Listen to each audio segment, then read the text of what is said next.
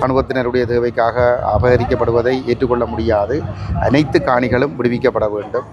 விடுவிக்கப்பட்டு இந்த மக்கள் தங்களுடைய சொந்த நிலங்களிலே குடியேறுவதற்கு அனுமதிக்கப்பட வேண்டும். அவர்கள் இந்த தரப்பால் கட்டுவதற்கு போலீசார் இங்கே வந்திருந்தார், ஓஎஸ்சி வந்திருந்தார். அதை கட்ட வேண்டாம்னு சொன்னார். நாங்கள் சொன்னோம், வயது போன அம்மா அப்பாக்கள், பாட்டியாக்கள், பெண்கள், குழந்தைகள் மிக வெயிலில் இருக்கிறோம், நாங்கள் பிடிச்சு கொண்டு போராடுறோம் என்றும் ஏற்கனவே முதலே நாங்கள் சொல்லியிருந்தாங்க. சுமந்திரன் ஐயா வந்தபோது தான் டிஐஜியோட கதைக்கிறேன், எஸ்பியோட கதைக்கிறேன், ஏஎஸ்பியோட கதைக்கிறேன் சொல்லியிருந்தவர்.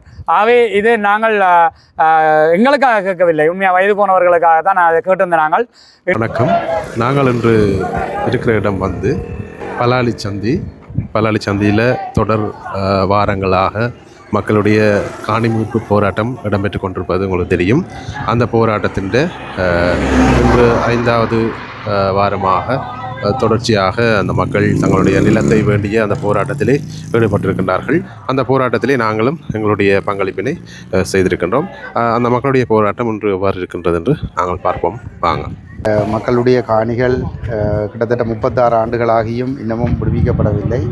அதன் காரணமாக ஏமாற்றமடைந்த மக்கள் தொடர்ச்சியான போராட்டங்களிலே பலாலி சந்தியிலே ஈடுபட்டு வருகின்றார்கள். இதேபோன்று மயிலிட்டி மக்களும் தங்களுடைய காணிகள் விடுவிக்கப்பட வேண்டும் என்று போராடி வருகின்றார்கள். கையெட்டி மக்கள் தங்களுடைய காணிகளை விடுவிக்க வேண்டும் என்று போராடி கொண்டிருக்கின்றார்கள். வசாவுலான் மக்களும் மிக விரைவில் இந்த போராட்டத்தை ஆரம்பிக்க இருப்பதாக தெரியப்படுத்தி இருக்கின்றார்கள்.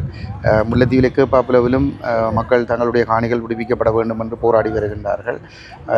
இந்த அரசாங்கம் பதவிக்கு வருகின்ற பொழுது இந்த மக்களுடைய காணிகள் மக்களிடம் கையளிக்கப்படும் என்ற ஒரு வாக்குறுதியை கொடுத்தே அவர்கள் இந்த மக்களுடைய ஆதரவை பெற்று பதவிக்கு வந்திருந்தார்கள். ஆனால் அவர்கள் பதவிக்கு வந்து 2 ஆண்டுகள் நெருங்குகின்ற நிலையிலே இன்னமும் இந்த மக்களுடைய காணிகள் விடுவிக்கப்படாத ஒரு நிலையில் அண்மையில் அரசாங்கம் அறிவித்திருக்கிறது, அமைச்சர் அறிவித்திருக்கின்றார், 1661 ஏக்கர் காணிகள் சுவீகரிக்கப்படும் என்று அறிவித்திருக்கின்றார். அந்த கருத்துக்களை நாங்கள் முற்றாக நிராகரிக்கின்றோம். அதை ஒருபொழுதும் ஏற்றுக்கொள்ள முடியாது. எங்களுடைய மக்களின் காணிகள் ஒரு அங்குலம் கூட இராணுவத்தினருடைய தேவைக்காக அபகரிக்கப்படுவதை ஏற்றுக்கொள்ள முடியாது. அனைத்து காணிகளும் விடுவிக்கப்பட வேண்டும். விடுவிக்கப்பட்டு இந்த மக்கள் தங்களுடைய சொந்த நிலங்களிலே குடியேறுவதற்கு அனுமதிக்கப்பட வேண்டும். அவர்கள் தலைமுறையாக பல நூற்றாண்டுகளாக இந்த மண்ணிலே அவர்கள் வாழ்ந்திருக்கிறார்கள். இந்த இராணுவ ஆக்கிரமிப்பு நடவடிக்கை காரணமாக அந்த மக்கள் இந்த மண்ணிலிருந்து வெளியேற வேண்டிய நிர்பந்தம் ஏற்பட்டது. அவ்வாறு வெளியேறிய மக்கள் யுத்தம் முடிந்து 17 வருடங்களும் பின்னரும் அந்த காணிகள் விடுவிக்கப்படாத நிலையிலே தொடர்ந்தும் தங்களுடைய காணிகள் வேண்டும் என்பதில் உறுதியாக போராடி வருகின்றார்கள். இந்த போராட்டத்திற்கு பல்வேறுபட்ட நெருக்கடிகளிலும் அரசு தரப்பினாலே நெருக்கடிகள் கொடுக்கப்பட்டு வருகின்றது. இந்த இடத்திலே ஒரு கொளுத்தும் வெயிலிலே இந்த மக்கள் போராடுகின்றார்கள். அவர்கள் இதிலே வயது முதிர்ந்தவர்கள், நோயாளிகள், குழந்தைகளோடு வருகின்றவர்கள், கர்ப்பிணி தாய்மார்கள் கூட இந்த போராட்டங்களுக்கு வருகின்றார்கள். அவர்கள் இந்த ஒரு நிழல் ஒன்றை அமைப்பதற்கு கூட அவர்கள் அனுமதி மறுக்கப்பட்டிருக்கிறார்கள். மோசமான கெடுபிடிகள் பிரிவிக்கப்படுகின்றது. அதிலே ஒரு வேப்பமரம் ஒன்று நின்றது. அந்த வேப்பமரத்தை இந்த மக்கள் நிழலுக்காக பயன்படுத்தினார்கள். ஒரு அம்மன் ஆலயத்தினுடைய ஒரு அடையாளமாக அந்த வேப்பமரம் இந்த மக்களால் பராமரிக்கப்பட்டு வந்தது. அந்த வேப்பமரத்தை கூட இங்கே சட்டவிரோதமாக கட்டிடம் ஒன்றை அமைத்திருக்கக்கூடிய இராணுவ தரப்புக்கு சொந்தமான ஒரு கட்டிடம் அமைக்கப்பட்டிருக்கிறது. கண்டின் ஒன்று அமைக்கப்பட்டிருக்கிறது. அவர்களால் இந்த வேப்பமரம் தரிக்கப்பட்டிருக்கிறது. இதிலே இந்த மலசல கூடம் அமைப்பதற்கான ஏற்பாடுகளும் நடைபெற்று கொண்டிருக்கின்றது. இது எவ்வாறு இந்த செயற்பாடுகள் நடைபெறுகிறது என்பது ஒரு பெரிய ஒரு கேள்வியாக இருக்கிறது. சொந்த மக்கள் தங்களுடைய காணிகளுக்குள் காலடி வைக்க முடியவில்லை. ஆனால் சட்டவிரோதமாக தங்கியிருக்கின்ற இந்த படைத்தரப்பு இங்கே இந்த மக்களுடைய காணிகளில் இவ்வாறான செயல்பாடுகளில் ஈடுபடுவதை அனுமதிக்க முடியாது. உடனடியாக இந்த காணிகளில் உள்ள படையினர் வெளியேறி இந்த மக்களிடம் காணிகள் கையளிக்கப்பட வேண்டும். அதான் ஒரு கேள்வி. உங்களோட கட்சி சார்ந்து நீங்கள் இந்த மக்களுக்கான என்ன தீர்வுகளை கொடுக்கறதுக்கு வலிக்கிறீர்கள்? இன்றைக்கும் நீங்கள் போராட்டத்துக்கு கலந்து கொண்டிருக்கிறீர்கள். இதுக்கு முதலும் கலந்து கொண்டு நீங்கள் என்ன மாதிரியான செயல்பாடுகளை முன்னெடுக்க விரும்புகிறீர்கள்? நாங்கள் கடந்த 17 ஆண்டுகளாக இந்த மக்களுடைய காணிகள் விடுவிக்கப்பட வேண்டும் என்பதற்கு அழுத்தம் கொடுத்து தொடர்ச்சியாக நாங்கள் குரல் எழுப்பி வருகின்ற அதே நேரம் போராட்டங்களையும் செய்து வருகின்றோம். இந்த மக்களுடைய போராட்டத்துக்கு நாங்கள் பக்கபலமாக இருக்கிறோம். ஏனென்று சொன்னால் இந்த மக்கள் அச்சுறுத்தி அகற்றப்படக்கூடிய நிலைமைகள் கூட இருக்கிறது.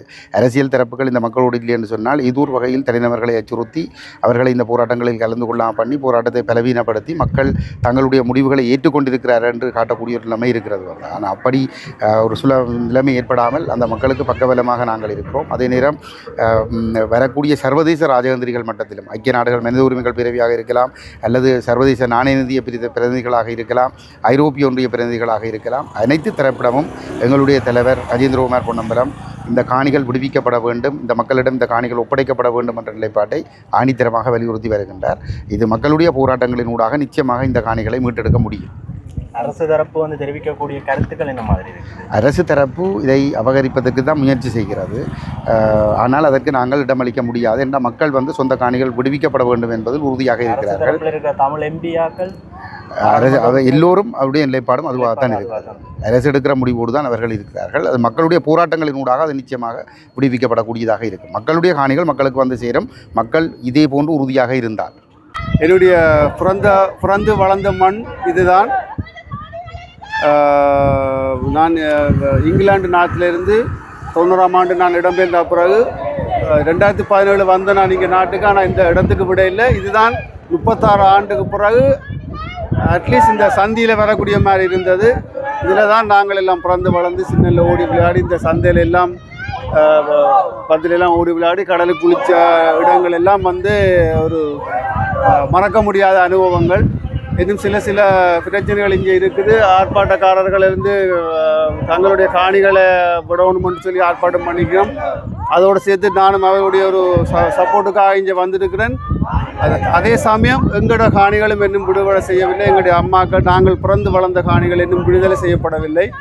அதே சார்ந்து நாங்கள் எங்களோட மக்களுக்கும் எங்களுடைய சகோதரங்கள் எங்களுடைய வருங்கால சந்ததியினர் இனி சந்தோஷமாக இருக்கணும்ன்றதுக்காகத்தான் நாங்கள் இவ்வளோ கஷ்டப்படுறோம்.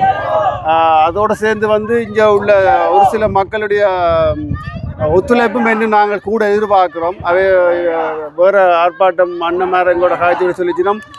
சில மக்கள் இன்னும் ஆர்ப்பாட்டங்களுக்கு ஒழுங்காக தங்களுடைய சப்போர்ட்டை தெரிவிக்கணும் இல்லைன்னு சொல்லினோம். தயவுசெய்து மக்களே, நீங்கள் உங்களுக்கு காணி கிடைச்சிட்டு அப்புறம் நீங்கள் ஒதுங்கி இருக்காமல் காணி கிடைக்காத ஆக்களுக்கு நீங்கள் அட்லீஸ்ட் ஒரு அரை மணித்தியாலமோ 1 மணித்தியாலமோ ஒவ்வொரு நாளும் இங்கே ஆர்ப்பாட்டம் செய்யலை. கிழமையில் ஒரு நாள் தான் செய்யணும். நீங்கள் உங்களுடைய சப்போர்ட்டை அவைக்கு கொடுத்தா தான் அவங்களோட எதிர்கால சந்ததியும் அவங்களோட பிள்ளைகளும் சந்தோஷமாக வாழ அவைக்கு நீங்கள் வடிவளிக்கணும். நாங்கள் வெளிநாட்டில் இருக்கிறோம். நீங்கள் யாழ்ப்பாணம் என்று சொன்னால் உடனே மதிப்பாங்க. உடனே அவங்க எங்களோட கல்வியை பற்றி தான் முதல்ல கதைப்பாங்க. யாழ்ப்பாணம்னு சொன்னால் எங்களோட கல்வியை தான் முதல்ல சொல்லுவாங்க. யாழ்ப்பாணமா எஜுகேஷனை பற்றி தான் முதல்ல டொப்பாகவே கதைப்பாங்க. ஸோ உங்களோட பிள்ளைகள் எல்லாம் படித்து நல்லா வரணுமெண்டா இந்த காணிகள் இங்கே இதுக்குள்ள தெரிய பள்ளிக்கூடங்கள் எல்லாம் பின்னு கிடாது. அதெல்லாம் விடுவி செய்து பள்ளிக்கூடங்கள் எல்லாம் வந்தால் தான் எங்களுக்கும் சந்தோஷம். உங்களோட சந்தோஷம் சந்தோஷமாக பாட்டி வாழ்ந்த இடம், அப்பா அம்மா வாழ்ந்த இடம், தாத்தா வாழ்ந்த இடம்னு சொல்லி சந்தோஷமாக இருப்பிடும். அதை தயவு செய்து நீங்கள் அந்த ஒத்துழைப்பு கொடுத்து நேரம் இந்த ஆர்ப்பாட்டத்தில் கலந்து கொள்ளுமாறு நான் உங்களை எல்லாரும் கையெடுத்து கும்பிட்டு கேட்குறேன். நான் லண்டன்லேருந்து வந்தேன்னா இன்றைய காலம் இங்கே எங்களோட ஆரோக்கிய மாதா கோயிலில் திருப்பலி நடந்தது. அதுக்கு நான் 5:30க்கு நான் சந்திக்க வர எங்களோட கவுன்சிலர் என்ற ஒரு நண்பர் சொன்னார் இங்கே ஆர்ப்பாட்டம் செய்யணும்னா 5:30க்கு நான் அதை மட்டும் இங்கே நான் தாமதித்து கொண்டு நின்று ஆர்ப்பாட்டத்தில் பங்கு பட்டணுமென்றதுக்காக நின்று பங்கு பெற்றி கொண்டு நிற்கிறேன். அப்படியா? சரி வாங்க ஐயாவோட கதை இதங்க ஐயா முன்னோட ஐயா கயிறு ஒன்று போடுங்க. நாங்கள் போட்டுட்டு நாங்கள் ஒன்று போடுவோம்.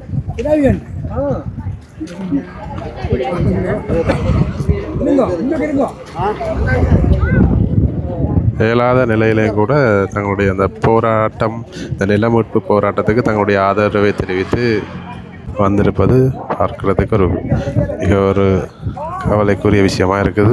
தங்களுடைய இயலாத காலங்களிலும் கூட இந்த இடத்துல இருக்கிற அநேகமான வயோதிபர்கள் தங்களுடைய காணிகளை கண்டுவிட வேண்டும், பார்த்துவிட வேண்டும், ஒரு முறையாவது தங்களுடைய மண்ணிலே கால் வைத்து விட வேண்டும் என்ற அந்த எண்ணப்பாட்டோடு இங்கே வந்திருப்பதை காணக்கூடியதாக இருக்கிறது.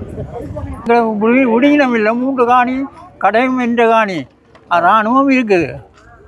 போன முறையும் வந்தபோது நான் அந்த கடையில் இருந்த அவங்க எனக்கு கதிரவோடு தந்தவங்க. நான் அப்போ சொன்னேன், நான் என்ற கடை என்று சொல்ல கதிரவோடு தந்தவங்க. அப்போ இது மேற்கொண்டு இப்போ இந்த நீங்கள் சட்ட நடவடிக்கை சம்மந்தம் எடுத்த நீங்களா? இப்போ ஏன் உங்களோட கண்ணுக்கு முன்னுக்கு உங்களோட காணியில் வந்து அவர்கள் கடை போட்டு இருக்கிறோம். அது சம்மந்தமாக நீங்கள் யாரோடையும் நீங்கள் கதைச்சனீங்களா? அது யாரோட கதைக்கிறேன்னா உங்கள் ஆமியோட தான் கதைச்சினாங்க. கதைச்சால் அவங்களுக்கு இன்னும் ஒரு நோக்கம் காண இல்லை. அரசாங்கம் சொல்லி இது தள்ளாமன்னு சொல்லியே தர இல்லை. நான் இந்த வெயிலுக்கும் இந்த வயதுலையும் அதை பிடிச்சி இங்கே வந்தேன். இந்த காணியை பற்றி நீங்கள் உங்களோட பேர பிள்ளைக்கோ இந்த புள்ளிகளோ பேர புள்ளிகளோ எல்லாம் இருக்குங்க. இங்கே பேர புள்ளி ஒன்று வந்துருக்கு. அவ கொழும்புலேருந்து வந்திருக்கா. அவைகளுக்கு காணி நீங்கள் கொடுக்கணுமே, உங்களோட பிள்ளைகளுக்கு காணி கொடுக்கணுமே. அவன் புறான் இல்லையே. புறான் இல்லை, காணி கிடாக்குது. காணி காணி தர வேணும். அந்த காணியை விட்டாதான் நாங்கள் ஏதாவது கொண்ட காணிக்க வந்து இதை செய்து கொண்டு இருக்கலாம். கடையோ ஏதோ உங்களோட காணியில் அவன் கடை போட்ட நேரம் நீங்கள் போடலாம் தானே கடையோ? அதுக்கு எங்களுக்கு விடே இல்லையே. இதைத்தானே நாங்கள் வந்து இதை செய்கிறதுக்கு. இப்போ எங்களோட புள்ளிகள் எல்லாம் வந்து இதில் கடை போட்டு இருக்கலாம். அது புள்ளிகள் இடம் இல்லாமல் திக்கா போயிருக்குது. அந்த காணிக்க வந்து ஆமி கடை போட்டிருக்கணும். அப்போ நாங்கள் எங்களுக்கு வந்து ஒரு இந்த இடத்தை கட்டுறதுக்கு வழி இல்லை. அதுபடியாக எங்களை தயவு செய்து எங்களுக்கு இந்த காணியை விட்டு தர வேணும். விட்டு தந்தால் தான் நாங்கள் இதுக்குள்ள வந்து ஏதோ ஒரு கடையை கட்டி எங்களை பிள்ளைகளெல்லாம் வளர்ந்துட்டு அப்பாயே இல்லாத காலமாக போயிட்டுது. அப்போ பிள்ளைகள் வந்து வாழ வேணும். எங்களோட பலாலி மண் எங்களுக்கு வேணும். யாராவது வந்து எங்களோட காணிக்க கடை கட்டி அவையே வாழினோம். நாங்கள் என்ன செய்கிறது? இதுக்கு பதில் என்ன? அப்போ ஏதாவது ஒரு முடிவு நீங்கள் தான் எங்களுக்கு செய்ய வேணும், செய்து தர வேணும். இந்த வெயில் வைக்க எல்லாம் வயசு போனாக்கள் வந்திருந்து போராட்டம் நடத்தினாலும் இந்த இடத்த விடுங்கோ. எங்களை பலாளிக்கானிங்க விட்டு தாருங்கோ.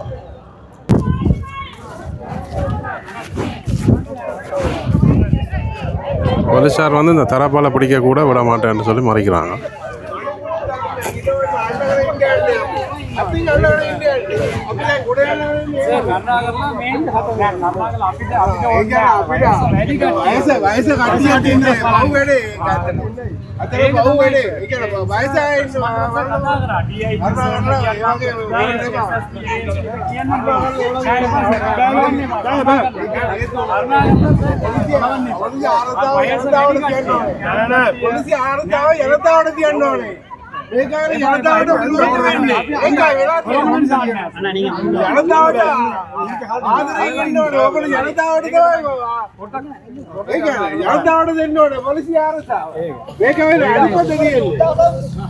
இதில் வந்து அவங்க வந்து அந்த தரப்பால வெயிலில் வயசு போனாங்கள் இருக்குன்னு சொல்லி அவங்க தரப்பால் ஒன்று கட்டினது.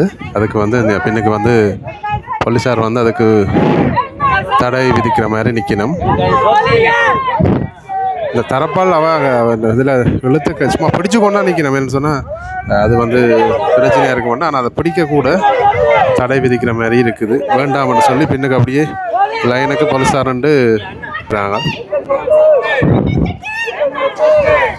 வணக்கம். இன்றைய தினம் 5வது வாரமாக பலாலி சந்தியில் மக்களுடைய போராட்டம் ஆரம்பித்து நடைபெற்று கொண்டிருக்கிறது. இன்றைய தினமும் இந்த தரப்பால் கட்டுவதற்கு போலீஸார் இங்கே வந்திருந்தார், ஓஎஸ்சி வந்திருந்தார். அதை கட்ட வேண்டாம்னு சொன்னார். நாங்கள் சொன்னோம், வயது போன அம்மா அப்பாக்கள் பாட்டியாக்கள் பெண்கள் குழந்தைகள் மிக வெயிலில் இருக்கிறோம், நாங்கள் பிடிச்சு கொண்டு போராடுற மட்டும். ஏற்கனவே முதலே நாங்கள் சொல்லியிருந்தாங்க, சுமந்திரன் ஐயா வந்தபோது தான் டிஐஜியோட கதைக்கிறேன், எஸ்பியோட கதைக்கிறேன், ஏஎஸ்பியோட கதைக்கிறேன்னு சொல்லியிருந்தவர். ஆகவே இது நாங்கள் எங்களுக்காக கேட்கவில்லை, உண்மையாக வயது போனவர்களுக்காக தான் நான் அதை கேட்டிருந்தேன். நாங்கள் இன்றைய போராட்டத்தில் இந்த போலீஸார் தங்களுடைய கடமைகளை செய்து கொண்டிருக்கிறார்கள். நான் நினைக்கிறேன் இந்த ஓஐசியோ இந்த மக்களோட வந்து கதைக்க வேணும் என்று நாங்கள் ஒரு முதலாவது கோரிக்கை அதை தான் விடுறோம். ஏன்னா இவர் பலாலியில் முந்தி போலீஸ் ஸ்டேஷன் இருக்கையில் இந்த பலாலியை பற்றி அவருக்கு பூரணமாக தெரியாது. இவர் நினைச்சு கொண்டு இருக்கிற மாதிரி இது காடுகள் இல்லை, இதெல்லாம் எங்களுடைய வாழ்விடங்கள் இடித்து அழிக்கப்பட்டு விவசாயம் செய்கின்ற அல்லது இராணுவம் போலீஸ் எல்லாம் இருக்கிற இடமா தான் இருக்குது.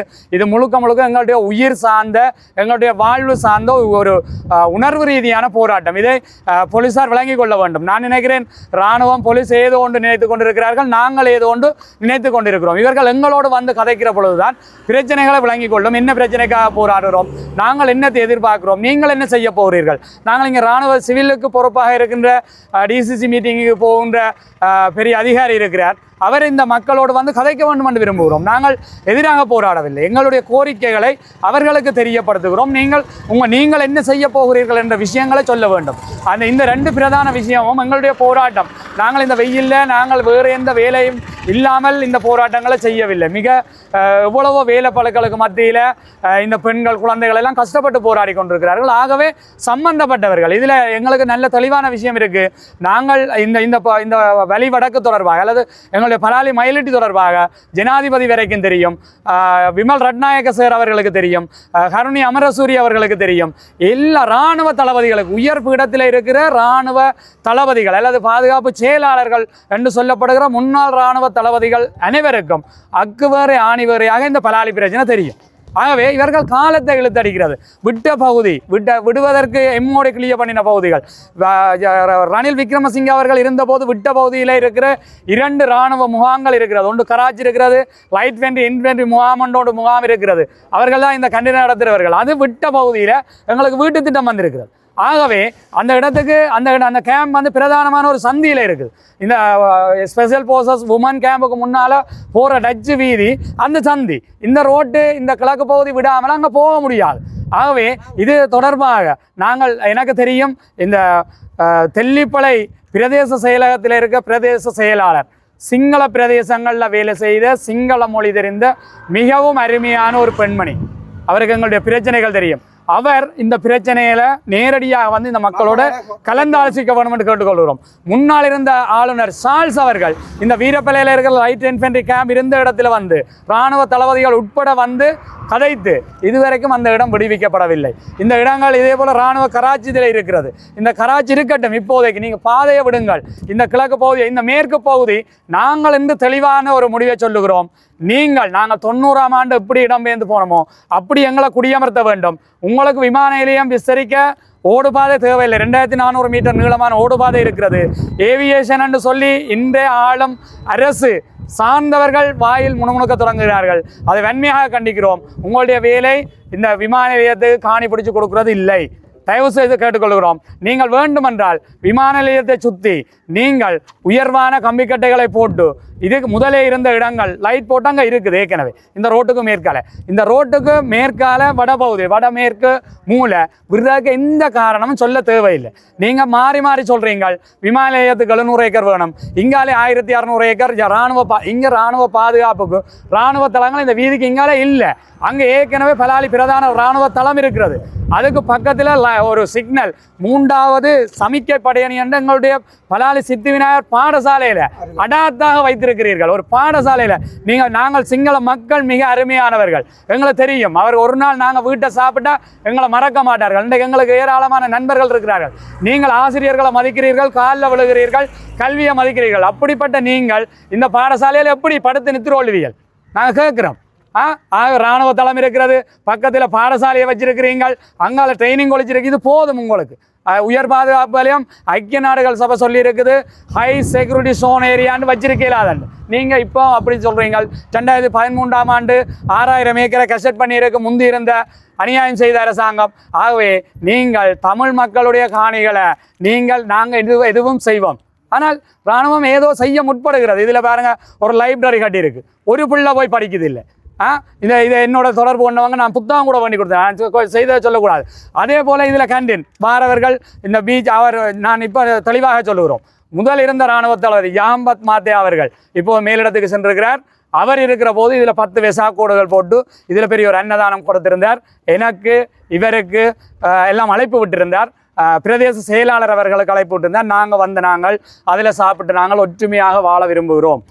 நாங்கள் இந்த பெஷா கூடுகள் எல்லாம் வந்து பார்த்தோம். அப்போது மரக்கறி விற்பதற்காகவும் ஒரு தேநீர் சிறிய கடையாக இருந்தது. நீங்கள் பார்ப்பாரன்னு சொல்ல அதை கட்டி வச்சிருக்கணும். ஆனால் அதே நேரம் நான் உண்மையை அதுக்கு பிறகு நாங்கள் முதலாவது போராட்டம் முடிந்த பின்பு இராணுவம் என்னட்ட கேட்டது, நீங்கள் இந்த கண்டினை பற்றியெல்லாம் கதைக்கிறாய், ஆனால் எங்களோட இராணுவம் இதையெல்லாம் துப்புரவாக்குது, நீ அதை எடுத்து போட மாட்டியா.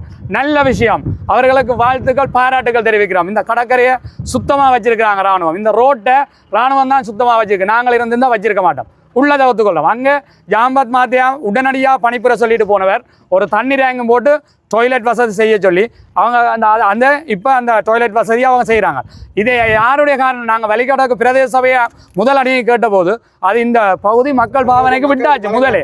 ஆனால் தங்களுக்கு அதுக்கு அனுமதி இல்லைன்னு சொல்லிவிட்டார். ஆனால் இப்போ எங்களுக்கு தண்ணி தந்திருக்கிறார் சுகிர்தன். அதே போல் ஒரு மொபைல் டாய்லெட் தந்திருக்கார். எங்களுடைய அதிகாரிகள் சரியாக அந்த காலத்தை சரியாக பயன்படுத்தாட்டால் இப்படி துன்பம் வந்து கொண்டிருக்கும். ஏனென்று கேட்டால் மைத்ரிபால சிறிசேன அரசாங்கம் இந்த விமான நிலையத்தை இந்தியாவுக்கு உரிமத்தை கொடுக்குற போது நாங்கள் உள்ளே போய் வன்மையாக போராடி, வன்மையாக இல்லை, நாங்கள் சாத்வீக ரீதியில் எங்களை கருத்துக்களை கேட்காமலே இந்த பாதையை மாற்றி விமான நிலையத்தின் பேரை மாற்றி யாழ்ப்பாணம் இன்டர்நேஷனல் ஏர்போர்ட் மாற்றி அது ஏர்போர்ட் பாதை எங்கேயோ இருக்குது, ஏர்போர்ட் சந்தியண்டு இருக்குது, அதுகளை மாற்றி இந்தியாவுக்கு உரிமத்தை கொடுத்து இன்றைக்கு வந்து 2 ஃப்ளைட் ஒரு இடத்துல ஒரு ஃப்ளைட் தான் இப்போ வந்து ஓடுது சென்னையில். அன்றைக்கும் சொல்லியிருந்தாங்க திருச்சியிலேருந்து வார இல்லை 6 லட்சம் ரூபா வேணும் ஒரு தரம் லேண்ட் பண்ணுறதுக்கு கட்ட வேணும். ஆகவே இது ஒரு விமான நிலையம். ஏற்கனவே இந்த விமான நிலையம் கட்நாயக்கா விமான நிலையத்துக்கு அடுத்ததாக மிக ஸ்ட்ராங்கான ஓடுபாதை இருக்கிற விமான நிலையம். அமெரிக்கா இந்த அழிவுகள் இயற்கையானத்தை நடந்த போது கேட்டுக்கள்லாம் சும்மா வந்து ரங்கிட்டு போகிறான் பெரிய ஃப்ளைட். அப்போ இதில் போயிங் ரக விமானங்கள் ரங்க வேணுமென்றால் இந்த பிரதேசம் போதுமானது இல்லை. ஆகவே நீங்கள் கட்நாயகா கொண்டு வாங்கள், அங்கே இருந்த ஒரு சோர்ஸ் ஃப்ளைட்டில் எங்களுடைய ஆக்களை கொண்டு வாருங்கள். நாங்கள் திருப்பம் கேட்குறோம், இங்கே இந்தியா எங்களை வாழவும் விடாது சாகவும் விடாது. நாங்கள் 90ஆம் ஆண்டுலேருந்து அனுபவிச்சிருக்கிறோம். ஆகவே நாங்கள் இந்த அரசாங்கத்திட்ட கேட்குறோம், எங்கள்கிட்ட இந்த எங்களுடைய எல்லா பலாலியும் சேர்ந்த மக்கள் வெளிநாடுகள் இருக்கிறார்கள், எங்களால் முடியும் இங்கே இருந்து ஒரு விமானத்தை கட்நாயக்காக்கு இல்லை இங்கே இருந்து கட்டார் வரைக்கும் ஓடுறாங்க. நீங்கள் இன்டர்நேஷனல் ஏர்போர்ட்டுண்டா இது வரைக்கும் ஒரு கட்டாருக்கு ஒரு விமானத்தை விட்டுருக்கலாம், விடையில்லை.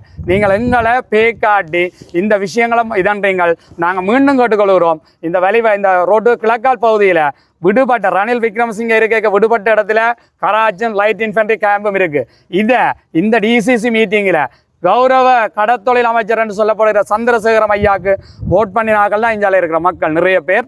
அவர் விமல் ரட்நாயக சார் இங்கே வந்து இந்த மாதா கோயிலில் வந்து 2 தடவையாக மீட்டிங் வச்சிருந்தவர். அவர்களுக்கு நாங்கள் இந்த மக்கள் ஆதரவு வழங்கியிருந்தவர்கள். ஆகவே அவர் இப்போ சொல்கிறார், அந்த சின்ன பிள்ளைக்கு சாக்லேட் கொடுத்த மாதிரி உங்களுக்கு பாதை விட்டாச்சு தானே, அந்த பேக்காடு தேவையில்லை. நாங்கள் திருப்ப சொல்கிறோம், நல்லொரு காலம், இந்த காலத்தை விட்டீங்களன்னா இந்த பகுதிகள் விடுவிக்கப்பட மாட்டாது. இதற்கு பொறுப்பானவர்கள் சந்திரசேகரம் ஐயாவாக இருக்கலாம் அல்லது என்பிபியினுடைய ஆளுங்கட்சி பாராளுமன்ற உறுப்பினர்கள். இன்னும் இளங்குமரன் முதல் நாள் வந்தவரே தவிர மற்றவர்கள் வர இல்லை. இப்போ நாங்கள் போராட தேவையில்லை. நீங்கள் இந்த பிரச்சனையை சரியாக ஜனாதிபதிக்கோ பாதுகாப்பு அமைச்சுக்கோ சரியான முறையில் இதுகளை கொண்டு போய் நீங்கள் விடுவீங்கள் என்றால் நாங்கள் இந்த வெயிலில் காய தேவையில்லை, பொலிசோட முரண்படிக்க தேவையில்லை, எங்களுக்கு தரப்பால் தேவையில்லை. ஆகவே நீங்கள் விரைந்து இந்த விஷயங்களை செய்ய தரணும் என்று கேட்டுக்கொள்கிறேன்.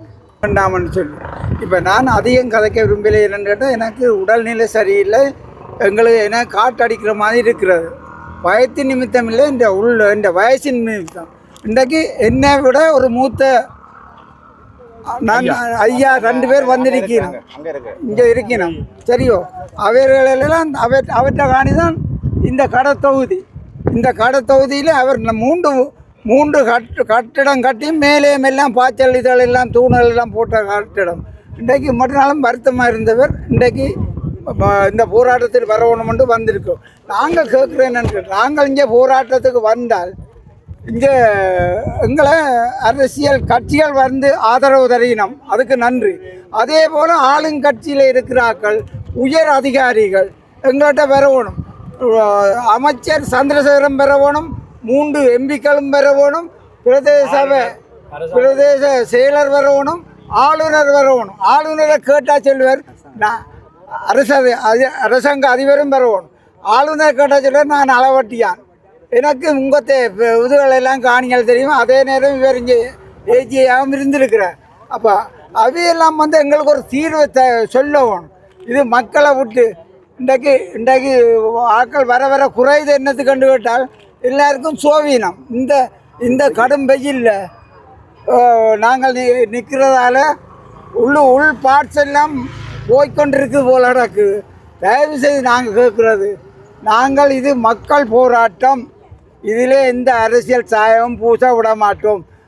நீங்கள் களைப்பாறை இருந்த அந்த வேப்பமரம் வெட்டப்பட்டிருக்கதாச்சும் அது என்னென்று கேட்டால் அன்பான வேண்டுகோள், இவை எங்களோட சிங்கள சகோதரர்கள் எங்கே ஒரு அரச மரத்தை வச்சா கண்டாலும் அதில் ஒரு புத்த சாமியை வைக்கணும். அதே போல தான் எங்களுடைய அடையாளம் இதில் இருக்கிற வேப்பமரம், அது எங்களுடைய அம்மன் அடையாளம். இன்றைக்கு நேற்று இருந்தது, இரவு போயிட்டுது. ஏனென்று கேட்டால் இந்த வேப்பமரம் பெரிசாக சடைச்சி வந்தால் போராட்டம் இன்னும் வலுவாகும் என்ற எண்ணத்தில் இரவோடு இரவாக ஆலமரத்தை வேப்பமரத்தை தூக்கிட்டாங்கன்னு தான் சொல்லலாம். எங்கட போச்சு எங்கட போராட்டம் தொடரும், போராட்டம் தொடரும், போராட்டம் தொடரும். எங்கள் நிலம் எமக்கு வேண்டும், எங்கள் நிலம் எமக்கு வேண்டும். நமது காணிகளில் தோட்டம் செய்யாதே, நமது காணிகளுக்கு எப்போது முயற்சி, நமது காணிகளுக்கு எப்போது முயற்சி, நமது காணிகளுக்கு நமது காணிகளுக்கு எங்கள் காணிகள், எங்கள் காணிகள், எங்கள் காணிகள், சட்டவிரோத கட்டடங்களை, சட்டவிரோத கட்டடங்களை, சட்டவிரோத கட்டடங்களை எங்களுடைய பிரதேசங்களிலே அடாத்தாக பலோத்காரமாக தமிழ் மக்களுக்கு சொந்தமான காணிகள் கடந்த 36 ஆண்டுகளுக்கு மேலாக இராணுவத்தினருடைய பாவனையிலே இருந்து கொண்டிருக்கின்றது. இராணுவத்தினர் அதாவது மக்களுடைய காணிகள் மக்களுக்கானது என்று சொல்லி இன்று ஆட்சிக்கு வந்த அரசாங்கம் கூட இந்த இராணுவமயமாக்கலையும் இந்த இராணுவத்தினுடைய அதி பயங்கர செயற்பாட்டையும் கட்டுப்படுத்துவதற்கு தவறி மாறாக இராணுவத்துக்கு இந்த பிரதேசங்களிலே காணிகள் தேவை, விமான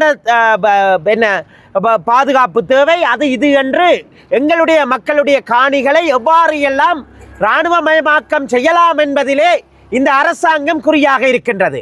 இதனை எதிர்த்து எங்களுடைய மக்களின் காணிகள் எங்களுக்கே வேண்டும், மாற்று காணிகள் வேண்டாம், நாங்கள் மீளக்குடியமர வேண்டும்.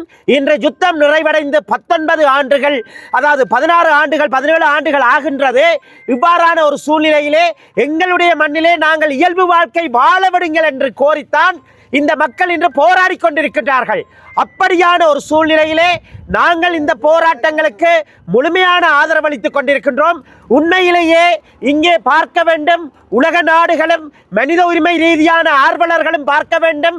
ஒரு போராடுகின்ற மக்கள், தாய்மார்கள், குழந்தைகள், பெரியவர்கள் என்று இவர்கள் ஒரு வெயிலில் தற்காத்து போராடுவதற்கு ஒரு நிழல் குடையை கூட பிடிப்பதற்கு இந்த நாட்டிலே அனுமதி இல்லை என்று சொன்னால், ஒரு மக்களுடைய காணிகள், அவர்களுடைய வாழ்வாதாரத்துக்கான நிலங்கள், புலங்கள், பொருளாதாரங்கள் எல்லாம் அபகரிக்கப்பட்ட ஒரு சூழ்நிலையிலே அவர்களுக்கான போராடுகின்ற உரிமையை கூட இந்த அரசாங்கம் தடை செய்கின்றது என்று சொன்னால் இந்த அரசாங்கத்தினுடைய மனநிலை என்ன? இந்த நாட்டிலே இருக்கின்றது தமிழ் மக்களுக்கு ஒரு விரோதமான தொடர்ச்சியான ஒரு இனப்படுகொலையை திட்டமிட்டு செய்கின்ற சிஸ்டமேட்டிக்கான ஒரு அரசுதான் இந்த நாட்டிலே இருந்து கொண்டிருக்கின்றது என்பதற்கு எந்த விதமான ஐயமும் இல்லை. இந்த இடத்திலே மக்கள் தாங்கள் போராடுவதற்காக ஒவ்வொருவரும் தரப்பாலை பிடித்துக் கொண்டிருக்கின்றார்கள். ஒரு கொட்டில், அதாவது தற்காலிக கொட்டில் கூட தலையிலே படுகின்ற வெயில்களுக்கு பிடிக்கலாது. நாடளாவிய ரீதியிலே எல்னினோவின் தாக்கம் அதிகமாக இருக்கின்ற ஒரு சூழ்நிலையிலே, வாடி வதங்கி கொண்டிருக்கக்கூடிய சூழ்நிலையிலே இங்கே ஒரு தண்ணி பெறல் வைக்க முடியாது, உணவருந்துவதற்கு ஒரு பாத்திரங்களை வைத்து செயற்படுத்த முடியாது, ஒரு தங்கியிருந்து அதாவது பகல் வேளையிலே போராடுவதற்கான அனுமதி மறுப்பு, இவை அனைத்தும் இராணுவ அடக்குமுறைக்குள்ளாலே செய்யப்படுகின்றது. ஆனால் இந்த வீதியிலே திரு அனுரகுமார திசாநாயக்க மதிப்புக்குரிய ஜனாதிபதி அவர்கள் செல்ஃபி ஷோ நடத்துகின்றார். இதிலே நடந்து சென்று 4 இளைஞர்களை திட்டமிட்டு வரவழைத்து அவர்களுடன் செல்வி எடுக்கின்றார்கள். தான் எல்லாம் இயல்பாக்கி விட்டார் என்று கூறுகின்றார். வெட்கம் இல்லையா இவர்களுக்கு? உண்மையிலே நாங்கள் கேட்கின்றோம், ஒரு வெட்கம் இல்லையா? ஒரு மனிதர்களாக இருந்தால் இந்த மக்கள் இவ்வளவு தூரம் வெயிலுக்கிலே போராடி கொண்டிருக்கின்ற போது நேரடியாக இந்த இடத்துல ஜனாதிபதி வந்து தீர்வை முன்வைக்க வேண்டும். அதை விடுத்துவிட்டு அவர் அங்கே குளிரூட்டப்பட்ட அறைகளே இருந்து கொண்டு சொகுசு வாகனத்திலே வந்து 3 வாகனம் போனால் மட்டும் ஜனாதிபதி என்று சொன்னவர்கள் இன்று 16 வாகனங்களிலே படையெடுத்து வந்து செல்ஃபி பிடிப்பதற்கு இங்கே மக்கள் அவரை நம்பி வாக்களிக்கவில்லை. மக்கள் தங்களுடைய உரிமைகளுக்காக கேட்கின்றார்கள், தங்களுடைய இழந்த நிலத்தை கேட்கின்றார்கள். அடிப்படையிலே மக்களை பொறுத்தவரையிலே 36 ஆண்டுகள் அவர்களை விரட்டி அடித்துவிட்டு துப்பாக்கி முனையிலும் எறிகடை வீச்சிலும் விரட்டி அடித்துவிட்டு இராணுவம் இன்றி அவர்களுடைய நிலத்திலே விவசாயம் செய்கின்றது. இதற்கு அரச நிர்வாக ரீதியாக நான் ஒரு தவிசாளர் என்ற ரீதியிலே கேள்வி கேட்கின்றேன். என்ன ஆடிட் இருக்கின்றது? இராணுவம் இங்கே இருந்து கொண்டு சென்று ஒரு முறையிலே இருக்கின்ற ஒரு தனியார் நிறுவனத்திற்கு மரக்கறிகளை விநியோகிக்கின்றது என்றால் அந்த வருமானத்துக்கு என்ன ஆடிட் இருக்கின்றது? இந்த ஊழலிலே அரசாங்கமும் தொடர்புடையது. இல்லாவிட்டால் இதனை கண்டு கொண்டிருக்க வேண்டிய அவசியம் கிடையாது. மக்களுடைய நிலங்களை பறித்துவிட்டு அவர்களுக்கு எதிராக துப்பாக்கியை நீட்டுகின்ற அளவுக்குத்தான் இன்று நாட்டினுடைய நிலைமை இருக்கின்றது. கடந்த காலங்களில் இருந்து ராஜபக்சாக்களும் இதனைத்தான் செய்தார்கள், இவர்களும் இதனைத்தான் செய்கின்றார்கள் என்றால் உங்களுடைய மாற்றம் என்ன என்பதுதான் எங்களுடைய கேள்வி. நாங்கள் அறுதியாக சொல்கின்றோம், எங்களுடைய பிரதேசங்கள் எங்களுடைய நிலங்கள் விடுவிக்கப்பட வேண்டும். அடிப்படை உரிமைகள் சர்வதேச சட்டங்களிலே சொல்லப்பட்டவாறு, ஐநாவிலே சொல்லப்பட்டவாறு, ஐக்கிய நாடுகள் தீர்மானங்களுக்கு இணங்க எங்களுடைய பூர்வீக நிலங்கள் எங்களுக்கு சொந்தமானவை. அவற்றை சட்டவிரோதமாக அரசாங்கமும் அரசும் இராணுவமும் கையகப்படுத்தி வைத்திருப்பதை உடன் நிறுத்த வேண்டும். அதற்கு போலீசார் பாதுகாப்பு அளிப்பதை நிறுத்த வேண்டும். தையிட்டியாக இருக்கலாம், அங்கே கூட ஒரு சட்டவிரோத விகாரை, அதே நேரத்தில் சட்டவிரோத நிர்மாணம், சட்டவிரோதமான பாதுகாப்புக்கு போலீசார் உடந்தை. அப்ப இந்த நாட்டிலே மக்களின் வரிப்பணம் எங்கே செல்கின்றது? இந்த இடத்திலே கூட கடந்த மாவட்ட அபிவிருத்தி குழு கூட்டத்திலே நான் அந்த தீர்மானத்தை வழிமொழிந்திருந்தேன். பாரியூர் இராணுவ வைத்தியசாலையை மக்களினுடைய நிலங்களை பறித்து இன்றைய அரசாங்கமும் உத்வேகத்துடன் அமைந்து வருகின்றது. சொன்னார்கள் அது அன்று அமைக்கப்பட்டது என்று. அப்போது நாங்கள் சொன்னோம், அதனை உடனடியாக நிறுத்துங்கள், நிர்வாக சட்டங்களுக்கு மதிப்பளியுங்கள் என்று கேட்ட போது அதற்கு கௌரவ அமைச்சர் சந்திரசேகரன் அவர்களும் தீர்மானத்தை ஏற்றுக்கொள்வதாக அறிவித்தார். பின்னர் கச்சேரியினுடைய அறிக்கையிலே என்னுடைய பெயர் போடப்பட்ட தியாகராஜா நிரோஷ் அவர்களால் இது வழிமொழிக்கப்பட்டது என்ற அறிக்கையும் கிடைக்கப்பட்டது எனக்கு. ஆனால் இன்றும் அந்த இராணுவ வைத்தியசாலை கட்டப்பட்டு கொண்டிருக்கின்றது. இவற்றுக்கு எதிராக மக்கள் இனி என்ன வன்முறையை கையில் எடுப்பது? நாட்டிலே அரசாங்கம் மக்களை வன்முறைக்கு தள்ளுகின்றது. நாங்கள் கேட்கின்றோம், உடனடியாக மக்களின் நிலங்கள் விடுவிக்கப்பட வேண்டும், அவர்களுடைய உரிமைகள் உறுதிப்படுத்தப்பட வேண்டும். ஒரு அடிப்படை உரிமையை உறுதிப்படுத்த முடியாத அரசாங்கம் போலித்தனமாக பேசுகின்றது. மக்களை நிச்சயமாக அவர்களுடைய இயல்பு வாழ்க்கையிலே வாழ்வதற்கு அனுமதிக்க வேண்டும். இங்கே இருக்கின்ற இராணுவ கட்டுமானங்கள் அகற்றப்பட்டு அவர்களுடைய நிலம் அவர்களுக்கு கையளிக்கப்பட வேண்டும் என்று இந்த தருணத்திலே கோரிக்கை விடுக்கின்றோம். மக்களின் போராடுவதற்கான உரிமை பல்வேறுபட்ட நீதிமன்ற தீர்ப்புகளில் கூட உச்ச நீதிமன்றம் கூட உயர் நீதிமன்றம் கூட உறுதிப்படுத்தி இருக்கின்றது. மக்களின் போராடுகின்ற உரிமைக்கு போலீசார் உடந்தையாக இருக்க வேண்டும் என்றுதான் பல தீர்ப்புகளிலே சொல்லப்பட்டிருக்கின்றது. ஆனால் இங்கே போலீசார் நீதிமன்றங்களுடைய தீர்ப்புகளை கூட மீறுகின்றார்கள். இப்படியான ஒரு சூழ்நிலையிலே தான் நாங்கள் இந்த நாட்டிலே வாழ்ந்து கொண்டிருக்கின்றோம். இது நாடளாவிய ரீதியில் இருக்கக்கூடிய பௌத்த சிங்கள முற்போக்கு சக்திகளுக்கும் நாங்கள் அழைப்பு விடுக்கின்றோம், முஸ்லிம் சகோதரர்களுக்கும் அழைப்பு விடுக்கின்றோம். எங்களை பொறுத்தவரையிலே நாங்கள் சிங்கள மக்களுக்கு எதிரானவர்கள் அல்ல, பேரினவாதத்திற்கு தான் எதிரானவர்கள். நாங்கள் எங்களுடைய நில உரிமைக்காக போராடி கொண்டிருக்கின்றோம், எங்களுடைய அடிப்படை உரிமைகளுக்காக போராடி கொண்டிருக்கின்றோம். எங்களிடம் ஒப்படை காணிகள் வேண்டும், காணிகள் வேண்டும், காணிகள் வேண்டும்.